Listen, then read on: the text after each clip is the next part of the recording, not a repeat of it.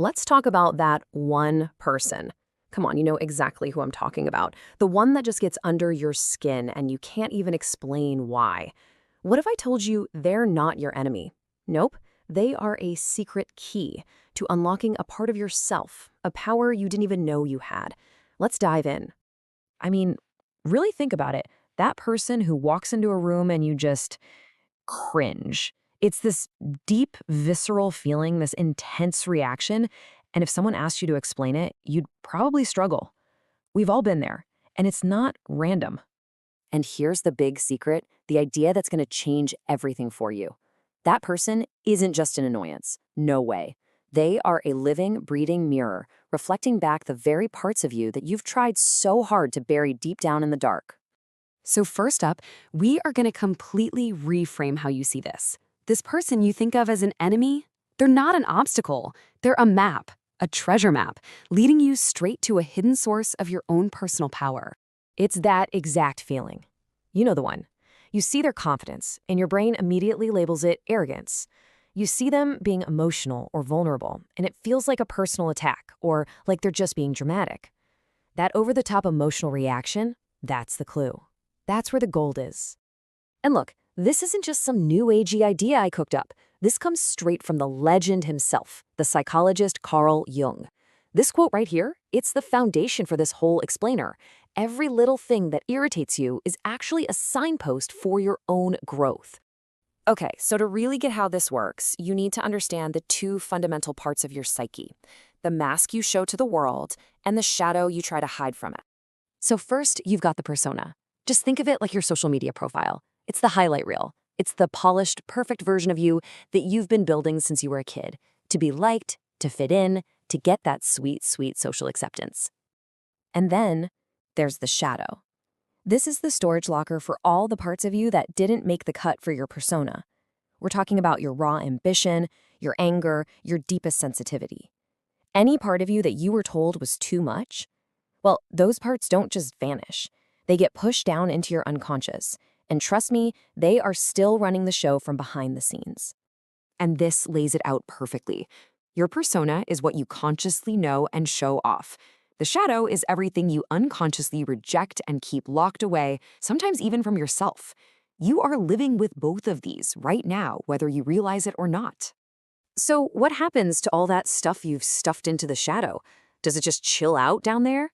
Oh, not a chance. Your brain has this incredibly clever and kind of sneaky way of dealing with it.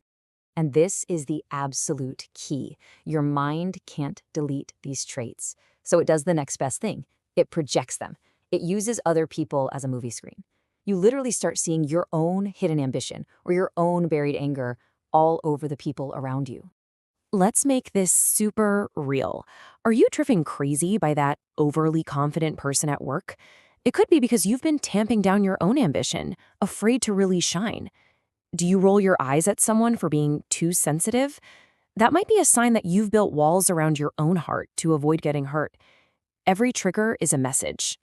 All right, now we get to the good part. This is where we flip the script. We're about to stop seeing the shadow as this scary problem and start seeing it for what it really is, the ultimate source of your untapped potential. You absolutely have to get this. The shadow is not some dumpster fire of your evil traits. No, it's where your raw power lives. It's got the seeds of your greatest creativity, your strongest assertiveness, your deepest authenticity. It's basically the blueprint for the most powerful version of you. And the whole point of doing this work is what Jung called individuation. It's this epic journey of bringing all those lost parts of yourself back home. You stop being an emotional puppet, getting your strings pulled by what other people do, and you become what's called a sovereign center, calm, whole, and the true ruler of your own inner world. Okay, so you're probably thinking, this sounds amazing, but how do I actually do it? Let's get practical. Let's get into the step-by-step. Think of this as your personal guide to performing psychological surgery on yourself. It's actually pretty simple, just 3 steps. Number 1, pause. The next time you feel that cringe, that resentment, don't react. Just stop and identify what triggered you. 2, radical self-honesty. Ask yourself, for real, what is this reaction in me all about? And 3, trust your gut.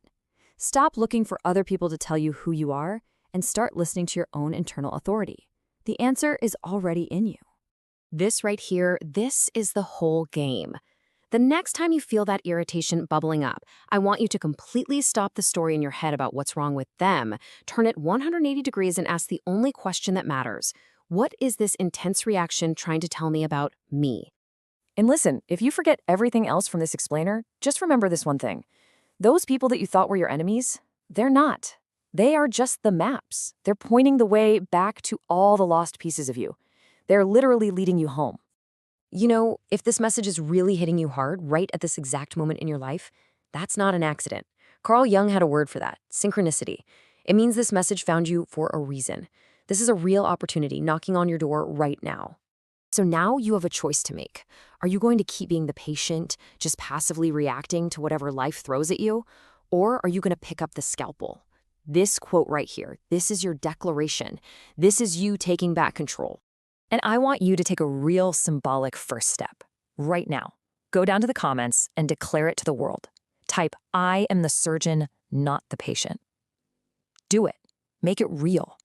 This is you saying loud and clear that you are done being a hostage to your own hidden fears. So I'm going to leave you with this final thought. Look around you today. Look at the mirrors, at the people who trigger you, and ask yourself this.